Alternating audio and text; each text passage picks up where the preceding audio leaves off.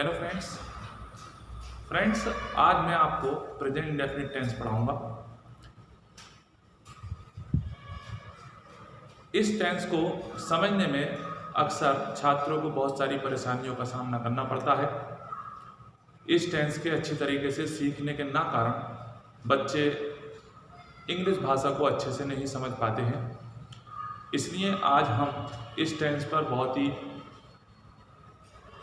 Clearly बात करेंगे और इसकी हर बात को बारीकी से समझने का प्रयास करेंगे। मैं आशा करता हूँ ये वीडियो आपको पसंद आएगा और आपकी प्रेजेंट इंडेफिनिट संबंधित सभी समस्याओं को ये समाप्त कर देगा। अगर आपको वीडियो पसंद आता है तो आप इसे लाइक करें, शेयर करें और सब्सक्राइब करना ना भूलें। चलिए वीडियो को स्टार्ट करते हैं। इस टेंस को समझने के लिए पहले हम इसकी पहचान को समझते हैं। हम इसकी पहचान को तीन तरीके से समझ सकते हैं। पहली, इस टेंस के वाक्यों के अंत में ता है, ती है, ते हैं आदि शब्द आते हैं। दूसरी, इस टेंस का प्रयोग वर्तमान समय में होने वाले कार्यों के लिए किया जाता है। और तीसरी पहचान होती है इस टेंस के वाक्यों में प्राकृतिक घटना, सर्वव्यापी सत्य तथा आदत प्रकट होना पाया जाता है। अब हम देखते हैं कि वाक्य तीन प्रकार के होते हैं, यानी कोई सा भी हम सेंटेंस देखें तो उसे तीन हिस्सों में बांटा जाता है। पहला अफर्मेटिव सेंटेंसेस, स्वीकारात्मक वाक्य। दूसरा निगेटिव सेंटेंसेस, नकारात्मक वाक्य। और तीसरा होता है इंटरोगेटिव सेंटेंसेस, प्रश्नवाचक वाक्य। फिर ये जब आगे चलेगा तो ये भी दो हिस्सों में बट जाता है। अब हम आज केवल अफर्मेटिव सेंटेंसेस का ही अध्ययन करेंगे और अच्छे से समझने की कोशिश करेंगे। चलिए लेते हैं पहला।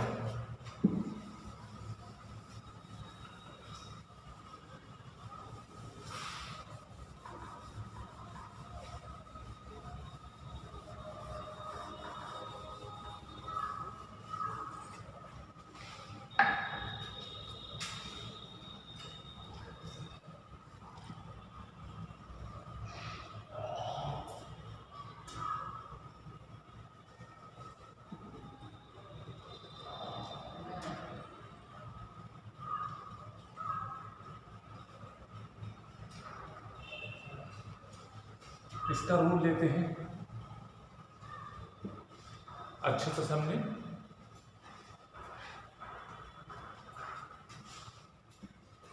ही, शी, इट तथा सिंगुलर नाउन यानी एक वचन की संज्ञाएं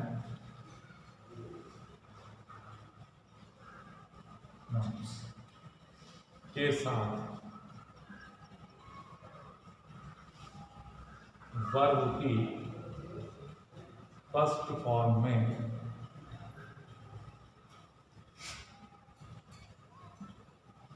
एस या ES जोड़ते हैं। क्या मतलब हुआ? ही, शी, इट या फिर वो सिंगुलर नाउन हो सकता है कोई, उसके साथ आप वर्ब की फर्स्ट फॉर्म में एस या ES जोड़ते हैं। तो अब हम इन्हें एग्जाम्पल्स के माध्यम से सीखें कि किस तरीके से जोड़ते हैं। देखें, वह आता है, तो यहां वह है, यहां से शुरू करेंगे। ही है कि अंग्रेजी इसमें आती नहीं है, इसको मैं पहले लिख देता हूं, बता देता हूं नोट आपको, ये फिर आपको परेशानी बाद में पड़ेगी। एक नोट आप जान लीजिएगा। नोट ये है कि इस टेंस में है, हूँ, हो की अंग्रेजी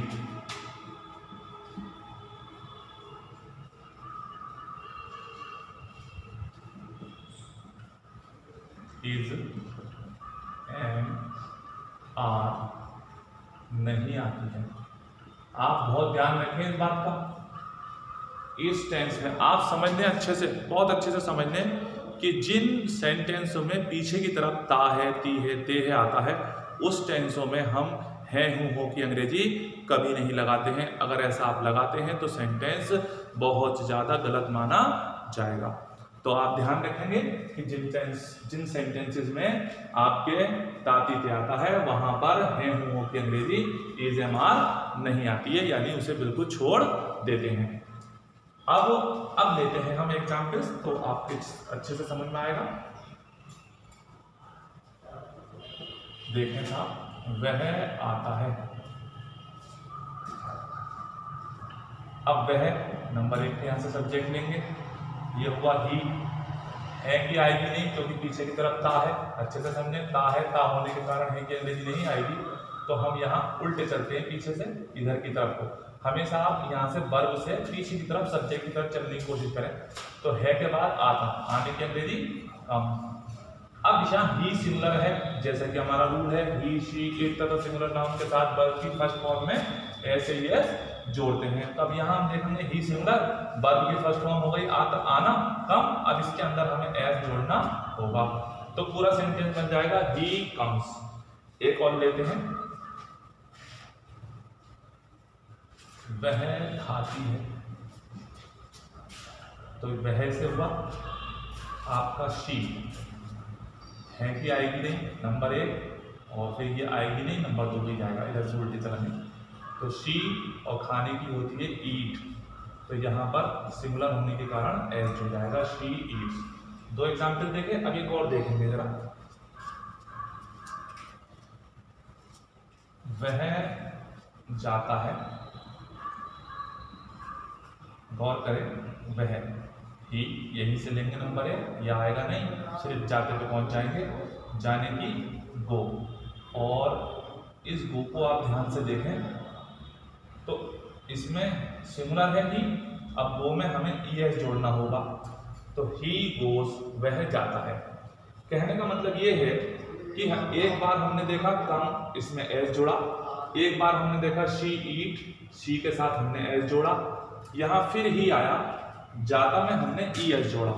तो कहने का अर्थ यह है कि कब हम वर्ब में एस जोड़ें और कब हम वर्ब में ई एस जोड़ें, इस बात को कैसे समझें। तो चलिए इसका क्लियरिफिकेशन करते हैं, अच्छे से आपको समझ में आ जाएगा। इसका संबंध जो है वो स्पेलिंग से है, किसी भी वर्ब की स्पेलिंग से इसका संबंध है।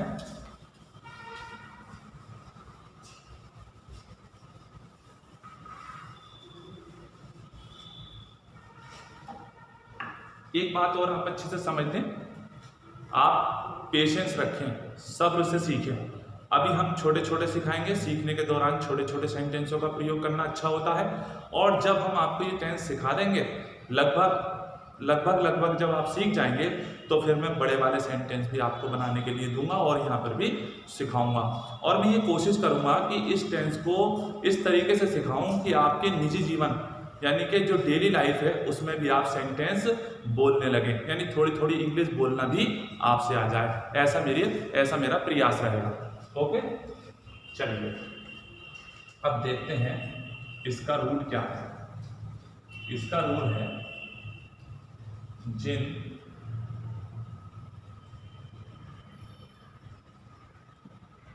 स्पेलिंग्स के अंत में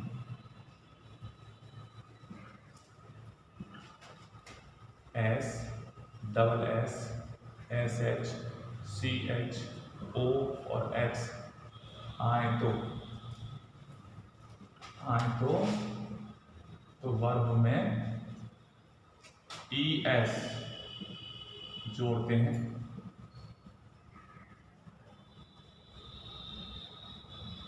ठीक, अगर इनके अलावा कुछ आता है, यदि इनके अलावा और कुछ आए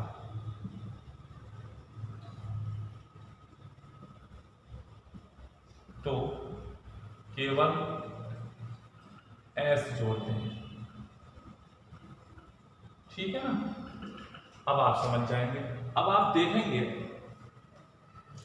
कि किस तरीके से हम जोड़ते हैं। जैसे हमारे पास कुछ वर्ब लेते हैं, एक दो वर्ब लेते हैं। जैसे हमारे पास आती है वॉश, वॉश में एस एच है तो इसके अंदर हमेशा ई एस जुड़ेगा तो ये बन जाएगी वॉशेस। जैसे हमारे पास है कैच, कैच के अंदर हम ई एस जोड़ दें तो ये बन जाए, सी एच के कारण ई एस ही जुड़ेगा तो ये बन जाएगी हमारी कैचेस। या हम देखें एक होता है पास, इसके अंदर हम ई एस जोड़ेंगे जो कि इसमें डबल एस है तो ये हो जाएगा पासेस। या फिर हम देखें ओ वाली, ओ वाली तो आपने देख ली गो, और एक्स वाले में आता है टैक्स तो इसमें ई एस जोड़ देंगे तो ये हो जाएगा टैक्सेस। इस तरीके से हम जोड़ते हैं। अब हम इनका प्रयोग अनुवाद में करके देखें कैसे होगा इनका प्रयोग।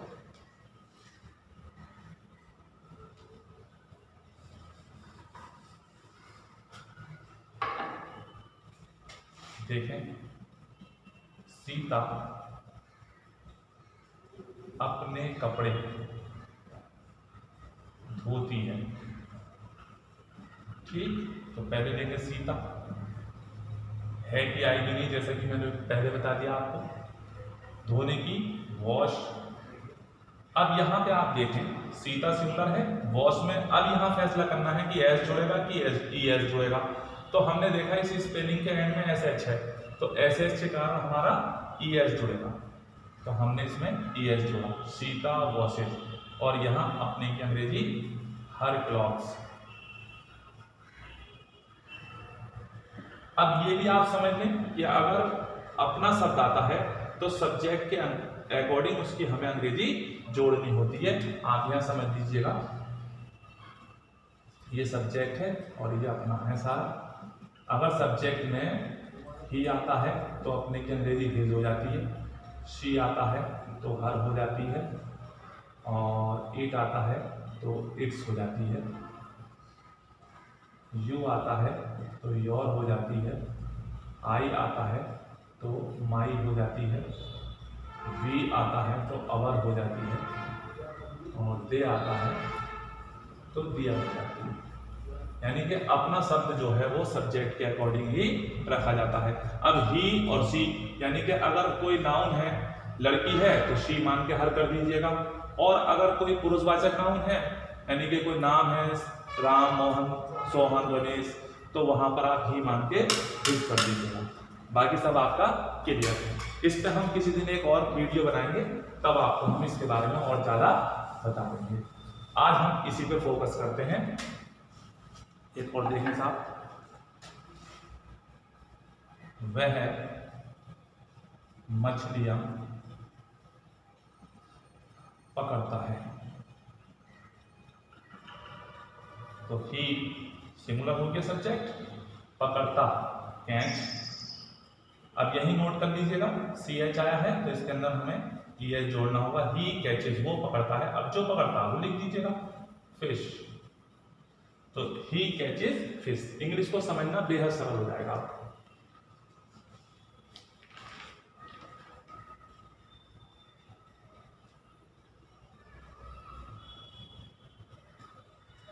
अब आपने देखा कि किस तरीके से हम एस या ई एस जोड़ते हैं। ये क्या ई एस वाले थे, एस वाला और ले लेते हैं, समझिएगा, एस वाला लेते हैं।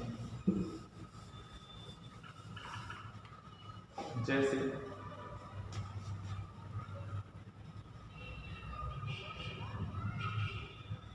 रमेश सोता है, तो हमने लिखा रमेश है कि आएगी नहीं, सोता, सोने की होती है स्लीप, तो यहां पर क्या कर देंगे हम, रमेश स्लीप्स। वह हंसता है। बहुत सारे सेंटेंस आप आराम से बोल सकते हैं। वह हंसता है, वह याद करता है, वह कूदता है, तुम जाते हो, मुझे लगता, ऐसे बहुत सारे सेंटेंस है, मुझे लगता है, तुम्हें पता है, बहुत सारे इसके सेंटेंस ऐसे होते हैं जो आप आराम से बोल सकते हो। तो यहाँ वह की ही हो गई और है की आएगी नहीं, हंसने की लाफ होती है, तो यहाँ पर हो जाएगा लाफ्स। तो ही लाफ्स इस तरीके से। अब जैसे देखें साहब, उसे लगता है, उसे लगता है, तो ही थिंक्स, ऐसे हम बना सकते हैं। तो यहाँ पर आप देखेंगे कि यहाँ लाफ में एच था तो एस लगा, यहाँ पर आप स्लीप में देखें पी था तो एस लगा, और यहाँ पर थिंक में के था तो एस लगा। तो अब हम अच्छे से समझ गए कब हमें एस लगाना होता है और कब हमें ई एस लगाना होता है। अब हम इसका रूल नंबर 2 लेते हैं।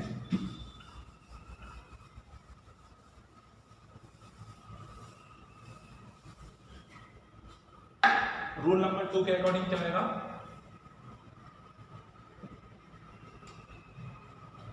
आई, यू, वी, दे तथा प्लूरल नाउन्स के साथ वर्ब की फर्स्ट फॉर्म ऐसे ही आ जाती है।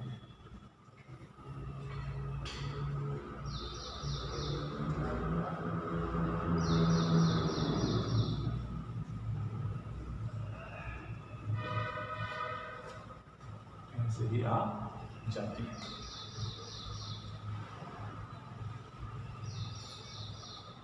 जैसे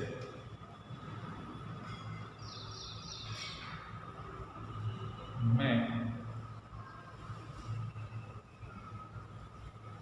खेलता हूं,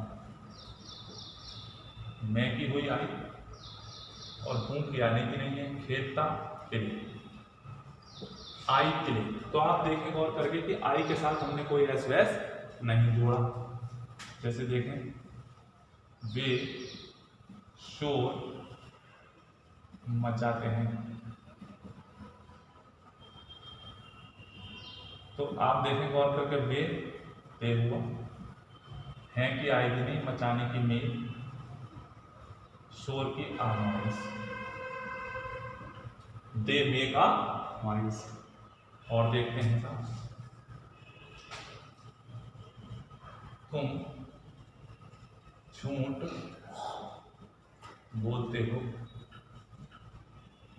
यू हो की आएगी नहीं, बोलने की टेल और झूठ की आलाई। तो इस तरीके से बन जाएगा यू टेल अ लाई। अब हमने देखा, थोड़े से और देखें कोई बड़ा सेंटेंस।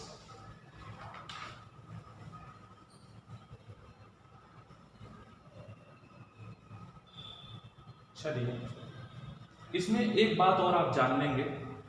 यहां हमने इतना सीख लिया कि जब सिंगुलर नाउन या सिंगुलर सब्जेक्ट हो तो हमें एस एस कैसे जोड़ना होता है, और हमने दूसरी बात सीखी कि किस तरीके से जब प्लूरल होता है तो हमें वर्ब में कुछ नहीं जोड़ना होता है। अब एक सवाल अक्सर बच्चों के मन में आता है, वो क्या आता है कि हम एस या एस क्यों जोड़ें। तो इंग्लिश ग्रामर हमें ये बताती है कि इंग्लिश में जितनी भी वर्बें होती हैं वो सारी प्लूरल होती हैं। हम उसमें एस या एस लगाकर उसे केवल हम सिंगुलर बनाते हैं, बस इतना ही है। यानी वर्ब प्लूरल में होती है, सिंगुलर बनाने के लिए हम एस या एस जोड़ते हैं। अब यहाँ पर एक बात और है जो अक्सर बच्चों को नहीं पता होती है, और वो ये होती है कि हमने ये तो देख लिया कि जब किसी वर्ब के एंड में एस हो, डबल एस हो, एस एच हो, सी एच हो, ओ हो, एक्स हो, तब हम एस या ई एस जोड़ देते हैं। एक नियम बाई से रिलेटेड है, वो मैं आपको और बता देता हूं। देखिएगा, इसको बहुत ही ध्यान से आप देखें, बहुत काम में आपके आने वाला है। यदि स्पेलिंग के अंत में वाई हो तो वाई हो और वाई से पहले कोई वॉवेल हो, वॉवेल यानी स्वर, वॉवेल हो तो केवल उस वर्ग में एस जोड़ते हैं।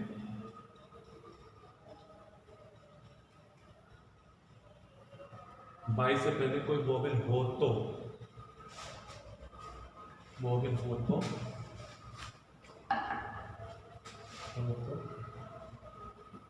उस वर्ग में केवल एस जोड़ते हैं।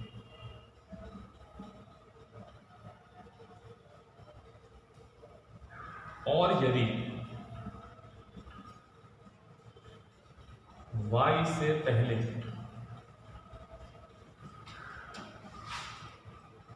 पहले कोई कॉन्सोनेंट यानी व्यंजक कॉन्सोनेंट हो।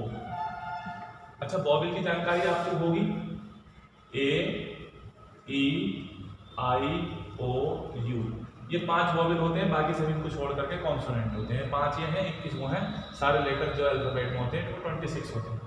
तो यहाँ आप समझ जाएं, कॉन्सोनेंट हो तो तब क्या करेंगे, कॉन्सोनेंट हो तो वाई को आई में बदलकर ई एस जोड़ते हैं। बहुत महत्वपूर्ण है, बहुत इंपॉर्टेंट है आपके लिए। यानी कि इंग्लिश भाषा को अच्छे से समझने के लिए हमें इन्हीं नियमों को तो जानना होता है। एक बार हमने इन नियमों को जान लिया तो फिर हम इंग्लिश को अच्छे से समझने लगते हैं, फिर हमें वो डिफिकल्ट नहीं लगती। मैंने पढ़ाने के दौरान बहुत बार ये देखा है कि जिन लोगों को प्रेजेंट इंडेफिनिट टेंस नहीं आया, या जिनको मैं कह नहीं सकता, अच्छा भी नहीं लगता कहना, पता नहीं क्यों नहीं आया, मैंने ये तो ज़रूर देखा कि जिनको नहीं आया उनको इंग्लिश भी नहीं आई, और जिन्होंने इसे सीख लिया उनको इंग्लिश बहुत सरलता से आ गई। तो मैंने ये कोशिश करी कि इस टेंस को सरल से सरल बनाऊं और ज़्यादा से ज़्यादा अभ्यास कराऊं। आप भी खूब अभ्यास कीजिएगा इसका। तो मैं समझता हूं बस एक बार आपको ये आ जाए, फिर आगे का जो मामला है वो और सरल पे सरल होता चला जाएगा। आप यानी आगे बढ़ते ही चले जाएंगे। तो इसलिए मन लगा करके आप इसे देखिएगा और फिर उसके बाद आप महसूस खुद ही करेंगे, अंत में मुझसे कहेंगे कि सर वाकई मुझे बहुत बेहतर समझ आया। तो यहाँ वाई को आई में बदलकर ई एस जोड़ते हैं। किस तरीके का होता है ये नियम, देखें। जैसे हमने लिखा प्ले, तो आप गौर करें, आखिरी शब्द आपका, आखिरी अक्षर आपका वाई है, वाई से पहले ए है, ए क्या हुआ, वॉवेल। अब जब वॉवेल होता है तो अब हम केवल एस जोड़ते हैं। ये देखिएगा, प्ले सिंगुलर के साथ इस तरीके का होगा। अब प्ले के बाद एक और देखते हैं,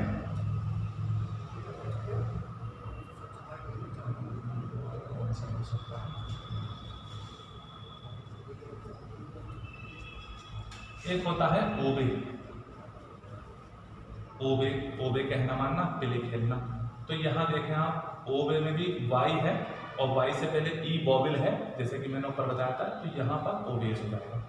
एक होता है आपका बाई, बाई माने खरीदना।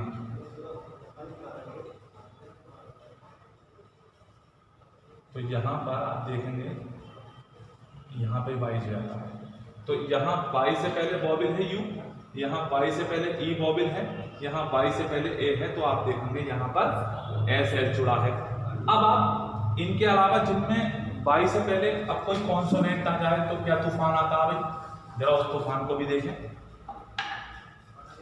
जैसे हमने लिखा स्टडी, STUDY, अब यहाँ वाई से पहले देखें डी, डी कॉन्सोनेंट है, तो हम क्या करते हैं, अब यहाँ वाई को हमने आई में बदल दिया।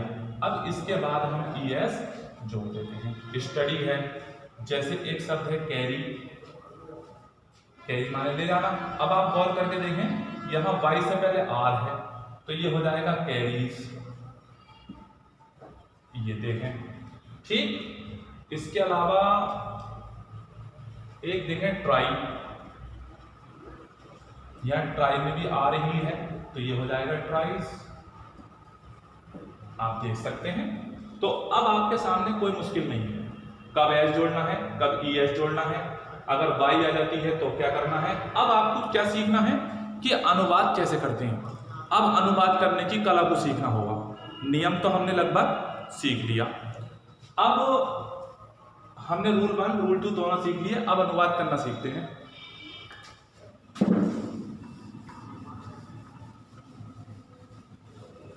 ऑनलाइन पढ़ाने की जो सबसे बड़ी दिक्कत है वो ये है कि टीचर ये प्रयास करता है, ये कोशिश करता है कि वीडियो लंबा ना हो, परंतु अब क्लियर पढ़ाने के लिए वीडियो लंबा होता है। यही बात ज़रा थोड़ी सारी प्रॉब्लम पैदा करती है, हड़बड़ाहट पैदा कर देती है। वरना अगर ऐसे सामने बैठ के पढ़ाना हो तो फिर कोई चिंता ही नहीं है, पढ़ने वाला भी सुकून से, पढ़ाने वाला भी सुकून से। लेकिन अगर मेरा ये प्रयास किसी एक स्टूडेंट को भी इंग्लिश सिखाने में मदद कर सका तो मैं समझूंगा कि मेरी जो मेहनत है वो वसूल हो गई। और मुझे उम्मीद है वीडियो आपको पसंद आएगा।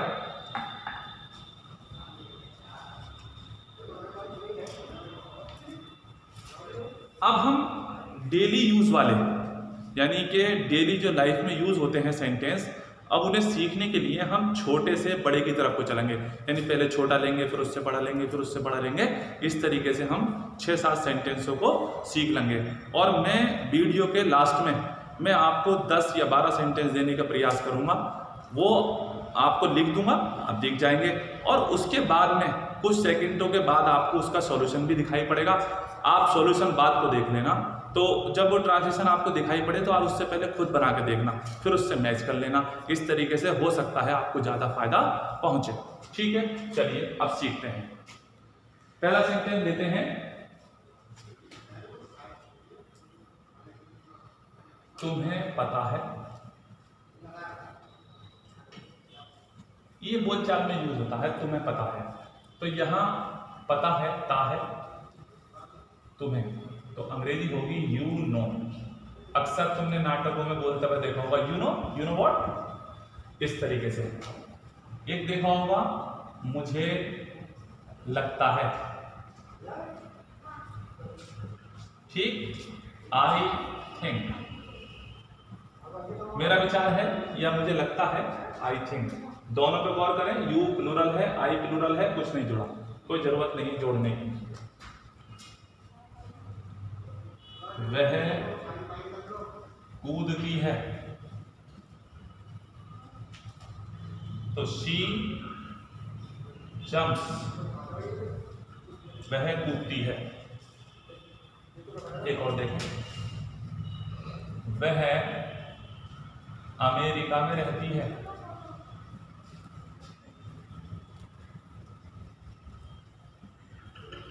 वह अमेरिका में रहती है। तो वह शी हो गया। यहां से अभी पढ़ा है तो आप समझें, यहां इसकी आएगी ने रहने की लिव हो गई, शी लिव। अब शी सिंगुलर है, इसमें एस हो जाएगा, ई है, आप लोगों को पता होना चाहिए, शी लिव्स। अब इसके बराबर का देखें, मैं, इन, फिर क्या है, अमेरिका, अमेरिका। अब आप कहीं भी रहो, शी लिव्स इन अमेरिका, यानी कि आई लिव इन इंडिया, मैं भारत में रहता हूं, समझे। इस तरीके से हम बोल सकते हैं।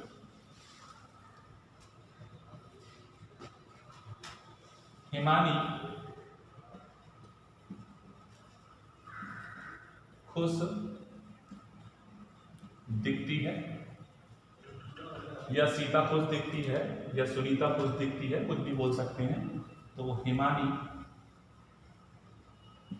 है कि आएगी नहीं, दिखने की आती है लुक, तो हिमानी लुक्स हो जाएगा, सिंगुलर है, और खुश की हैप्पी। इस तरीके से आपका ये हो जाएगा। एक लेते हैं मौसम का,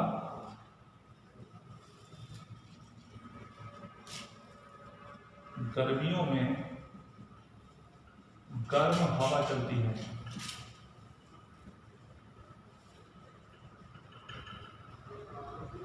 तो एक बात इसमें और ध्यान रखेंगे, जब भी मौसम से संबंधित वाक्य आए तो वहां हमें वाक्य को इट से शुरू करना होता है, इट लिख के पीछे से आना होता है। तो यहाँ लिखेंगे इट। और चलने की अंग्रेजी होती है बिलो। हवा चलना पूरा ही बिलो होता है। इट सिंगुलर है तो ऐसे लगा देंगे इट बिलोज। कैसे चलती है? गर्म, हॉट, गर्मियों में, इन समर। तो it blows hot in summer. ये आपको समझ आ गया होगा। चलिएगा, उम्मीद है आपकी समझ में आएगा।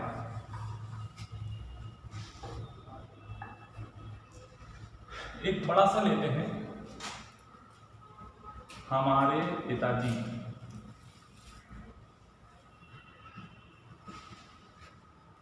खाना खाने के बाद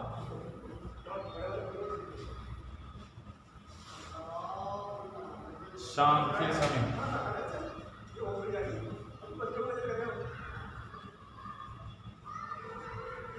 प्रतिदिन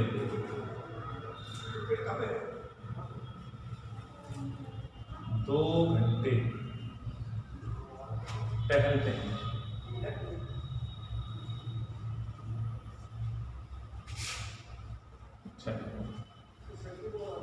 अब ये थोड़ा बड़ा है तो आप ये इतना ध्यान रखेंगे, सब्जेक्ट है हमारे पिताजी, आवर फादर, ठीक है।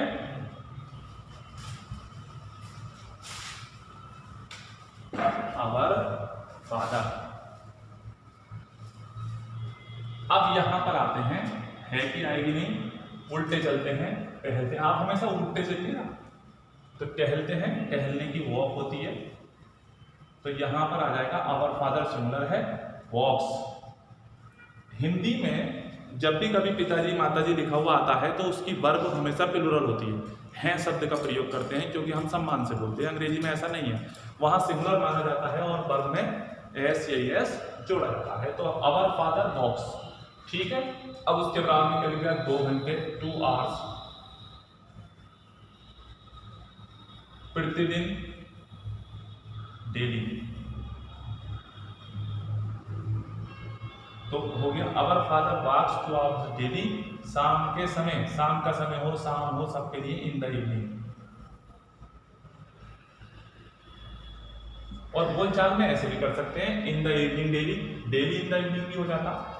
अब आता है बाद। बाद को अंग्रेजी में कहते हैं आफ्टर। और खाना खाने के, इसमें जो ने शब्द है ये जीरेंड का हम प्रयोग करेंगे। इसका हम बाद को आपको एक वीडियो देंगे जो आपको बहुत काम आएगी। खाना खाने के बाद, आफ्टर ईटिंग द फूड।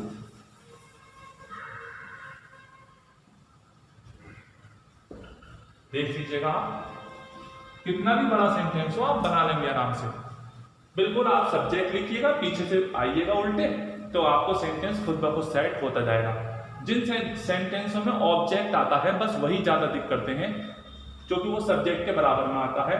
और देखने में प्रोनाउन में तो वो इस तरीके से दिखता है, मुझे, तुम्हें, उसे, इस तरीके से दिखता है। नाउन के रूप में तो दिखता ही है, लेकिन प्रोनाउन में मुझे, तुम्हें, उसे, तो वो तुरंत वर्ब के बाद लिखा जाता है। ऐसा इसमें कुछ नहीं था, सीधा है, तो आप पीछे से उल्टा बना देंगे। एक और लेते हैं,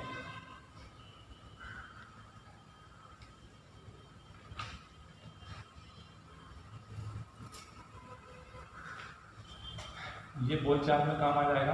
तुम साइकिल चलाते हो, तो यू। अब साइकिल चलाने में, चलाने की अंग्रेजी राइड आती है, राइड। तो आप घोड़ा और साइकिल जिस पे बैठ के हम सवारी करते हैं वो राइड होती है। You ride a bicycle, you ride a bicycle. अगर ये होता वह, तो ये हो जाता ही राइड्स, या ऐसे लग जाता बस।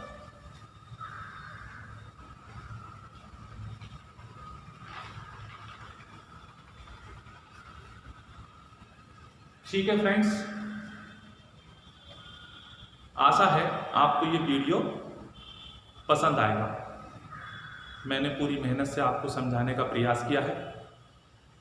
अगर आपको वीडियो पसंद आता है तो इसे प्लीज़ आप लाइक करें और सब्सक्राइब कर लें चैनल को, ताकि मेरी अगली वीडियो आपको उसका नोटिफिकेशन आपको मिलता रहेगा। अगर वीडियो से आपको फ़ायदा पहुंचता है और अच्छा फ़ायदा पहुंचता है तो दूसरों को शेयर करना ना भूलें। वीडियो को देखने के बाद अगर कोई कमी नज़र आती है या कोई बात पूछने का मन होता है तो कमेंट्स बॉक्स में प्लीज़ कमेंट करें, क्योंकि हम लोग अपने हिसाब से मेहनत कर रहे हैं। अब ये तो सामने वाला देख के बताएगा कि उसे उसमें क्या कमी या क्या अच्छाई नज़र आती है। उम्मीद है प्रेजेंट इंडेफिनिट एक टेढ़ा टेंस मानता हूँ। मेरे उस्ताद जब मुझे पढ़ाते थे तो बताते थे कि सारे टेंस एक तरफ और प्रेजेंट और पास्ट यानी पूरा इंडेफिनिट एक तरफ। तो जैसा कि मैंने शुरू में बताया था आपको, आपकी पकड़ एक बार इस इंडेफिनिट में बन गई तो मैं यकीन से कह सकता हूँ आप फिर इंग्लिश सीखने के बहुत करीब आने लगेंगे। फिर तो आप बढ़ते ही रहेंगे, एक तरीके की सीढ़ी है। और आप देख लीजिएगा जैसे जैसे मेरी वीडियो आगे आगे बढ़ती जाएंगी, आप सीखते जाएंगे, कुछ दिनों के बाद आप खुद ही कहने लगेंगे कि सर मुझे आप फ़ायदा होने लगा। ठीक है, ऐसे ही मेरी वीडियो देखते रहिएगा। मेरी पिछली वीडियो आपने बहुत पसंद की, उसके लिए मैं आपको थैंक यू वेरी मच कहना चाहता हूँ। थैंक यू, एक बार फिर से थैंक यू।